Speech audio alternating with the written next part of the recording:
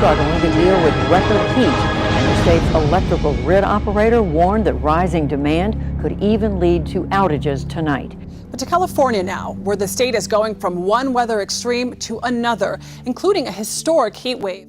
The heat is particularly challenging right now, but the drought and the high temperatures could be putting California at higher risk for flooding and other complications from superstorms down the line. A recent study suggests the Golden State must also prepare for a large flood event. So for the Bay Area, I think we've been kind of living through some of these changes with the more frequent droughts, drier and hotter spring to fall periods. We've been noticing the longer fire seasons. But at the same time, even with persistent drought, high impact, fewer storms. This was a storm that set a record for atmospheric water vapor. The California heat wave is stretching into its 8th straight day. Multiple wildfires are burning across California as firefighters battle the flames along with the brutal heat. Now more on that record-breaking temperatures today in Long Beach, where it hit 108 degrees by the ocean. In the Southern California mountains, another wildfire exploded in size. And then look at this scene on social media. Wind and rain pummeling this backyard patio and pool. All of it catching people off guard this Labor Day weekend. Salt Lake City and Fresno, California had their hottest September days ever. The brutal heat is straining California's power grid, and power companies are pleading with the public to conserve energy. Droughts becoming more persistent, as those climate change models were suggesting would happen, ongoing across California with increasing drought frequency and intensity. The historical context of what we can see in a high impact event versus one now in a climate change present and future. We have an increase in atmospheric moisture, which powers up higher rain rates and higher snow levels. It's weather whiplash on the West Coast, from raging wildfires to flooded freeways. But massive fires in Northern California and Oregon are still burning. The explosive mosquito fire north of Sacramento is now the largest in the state, sending a plume of smoke and ash 40,000 feet in the air. This is all happening as climate change is making the American West hotter and drier. Now, scientists say that climate change doesn't necessarily cause a heat wave to happen, but it can make them longer and more intense.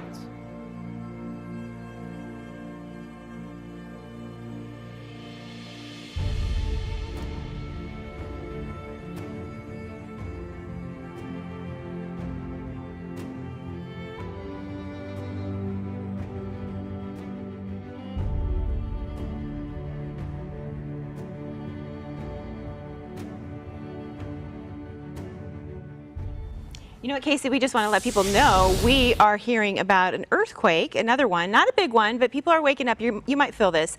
If we can take the iPad, it'll show you what we're talking about from the USGS. A frightening quake has shaken Mexico on a day viewed by some as cursed. The nation's residents had paused to remember the victims of 2 deadly tremors when hours later, another one struck. Dr. Jones, we mentioned this before. Your reaction. September 19th is a day that's had 2 earthquakes, and an hour before this quake, they'd had a nationwide earthquake drill. That is such an odd coincidence. It is an odd coincidence. A ceremony had just been held to mark the anniversary of 2 other major quakes. 5 years ago, more than 350 people died, and in 1985, the devastation in Mexico was widespread. And of course, on September 19th, 1985, an earthquake in Mexico killed 5,000. Since 1985, it's happened now 3 times in this one day. It is just an unusual coincidence. Lunchtime in Mexico and the earth is jolted. High above the ground, they had nowhere to go. Oh my God, look at the other buildings. They're all swaying. Religious mass wasn't spared as panic and confusion spread on the streets. Oh my God, everything's really flying around. From hotel rooms in Puerto Vallarta. The 7.6 magnitude quake centered on the Pacific coast. We've got some more breaking news overnight as well. A powerful 6.8 magnitude earthquake struck Mexico, killing at least 2 people. This is the second quake in the area this week. A 7.6 magnitude earthquake shook the area on Monday. But it could be felt hundreds of miles away in Mexico City. It all comes just 3 days after another deadly quake about 200 miles away on the Pacific coast. Well, check this out. This is Devil's Hole at Death Valley. So on Monday, park rangers there were able to tell that there was an earthquake somewhere just by watching the water move in Devil's Hole. Now, this was a result of that 7.6 quake that shook in Mexico. This is how, like, water sloshes in your pool when there's an earthquake. So many of you remember that Devil's Hole is also home of the endangered pupfish. A 7.8 deadly earthquake struck that same area just 3 days ago. That's always a reminder for us here in California. We're to along be that fault prepared. line. We sure are. I was thinking about that because last week we had 3 earthquakes pretty much in a row. And I was thinking to myself, I'm not prepared at all. Like, if it happened in the middle of the night, do I put my mattress over me? So I started thinking and researching. And it's a good reminder to all of us. To California now, where a 4.4 magnitude earthquake rattled some nerves near Santa Rosa last night.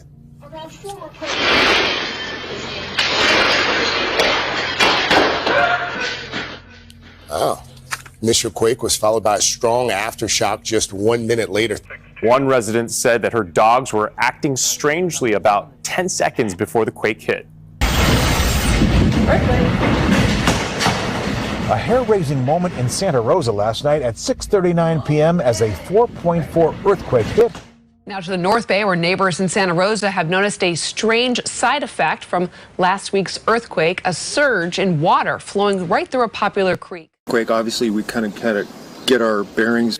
John McCauley and Suzanne Dickinson felt the shaking and soon after saw that Mark West Creek near their home looked different than it did before. The creek went from looking like a pond, no discernible flow, to look like waves of flow, so it was increasing dramatically in this time span of minutes. Right after the quake. Right after the quake. And that was the first thing for me. I looked out the window and I was like, wow, all the rocks are gone. Obviously something shifted around to increase the flow dramatically. We looked at it and it looked like there was a wave of water coming down the stream. Wow. And it was as if you were at the seashore and you watch the wave break and the wave washes up on it, and each successive wave kind of washes up further and closer as the tide is coming in. That's what I would liken it to. One KCRA viewer shared this video with us. Take a look. She had some damage at her home. Quite a few of her wine bottles came crashing down. At least one of them broke.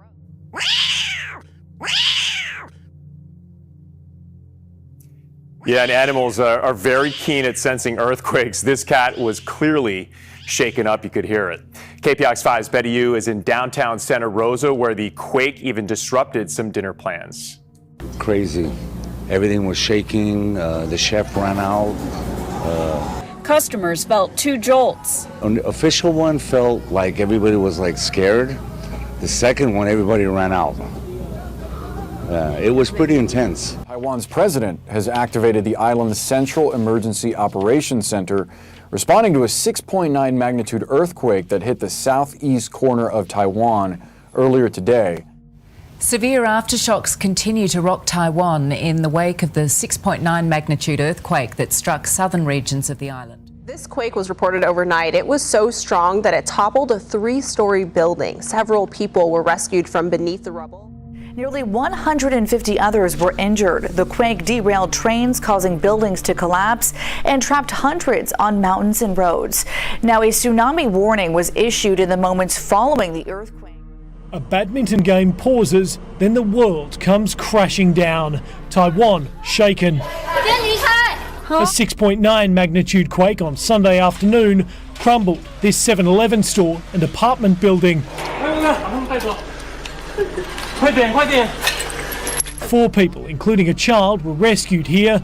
Japan issued a tsunami warning, but the waves stayed down. In Taiwan, the tremor stranded tourists and shook trains. Some derailed. Riders were brought to a halt on this road. The mountain slipped, streets cracked, and some disappeared. 23 years ago, almost to the day, 2,400 people died. A different outcome this time. And then here in Taipei, at my place, 200 miles away, the shaking was so intense and has been continuing that even in the aftershocks, you almost feel like you're on a boat when the building starts swaying back and forth. No serious damage, but I'll tell you what, I feel motion sick, and I have for much of the day, as have much of my friends here in Taipei who live on a higher floor. And so everybody just kind of hoping that the worst of these quakes are over. And so we need to remember that context, that what you feel isn't just the magnitude. It's that intensity number that really tells you what to expect in terms of damage. And so now is a good time sort of to remind our viewers that we are living in earthquake country. So if you wouldn't mind, again, sharing all of the advice that we need to hear. Right. Yeah. At least in Southern California, we aren't going to get a tsunami. We don't have this type of subduction zone here, but we do have the San Andreas. We could easily have this large an earthquake.